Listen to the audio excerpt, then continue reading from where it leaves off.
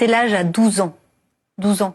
Est-ce que c'est pas un point de rupture aussi pour la population iranienne que ces enfants soient recrutés? Alors écoutez, en fait, ce n'est absolument pas surprenant pour moi, iranienne, d'entendre cette nouvelle sur l'abaissement de l'âge à 12 ans, parce que pendant la guerre Iran-Irak, l'Iran avait mis des enfants, des adolescents sur le front, qui ont servi de chair humaine en première ligne de l'affrontement avec l'Irak.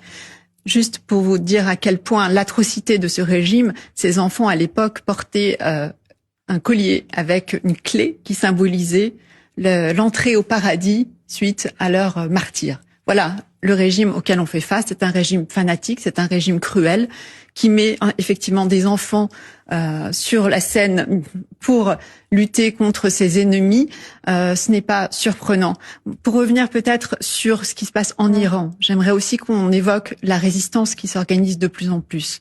On a des unités de résistance qui sont liées aux Moudjahidines du peuple, qui depuis plus de 10 ans maintenant sont organisées et qui continuent leurs actions, notamment pendant cette guerre, qui visent les corps des gardiens de la révolution, les milices du Basij. On a en périphérie de l'Iran des groupes ethniques, kurdes, baloutches, arabes, qui eux aussi sont organisés avec des forces de résistance. Et en fait, ce qui est clé, je le disais tout à l'heure, ce qui est clé pour la paix de la région, c'est que ce régime chute et prenne fin.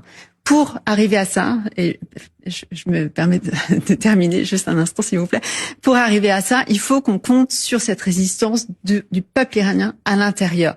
Et on a besoin pour ça que la communauté internationale reconnaisse le droit légitime de cette résistance, de toutes ces forces de résistance que j'ai évoquées, à lutter contre le régime et se tiennent derrière ces résistances qui existent. Ce n'est pas les capitales européennes qui doivent décider du sort de l'Iran et du changement de régime. C'est le peuple iranien lui-même qui a une résistance et qui est capable de le faire.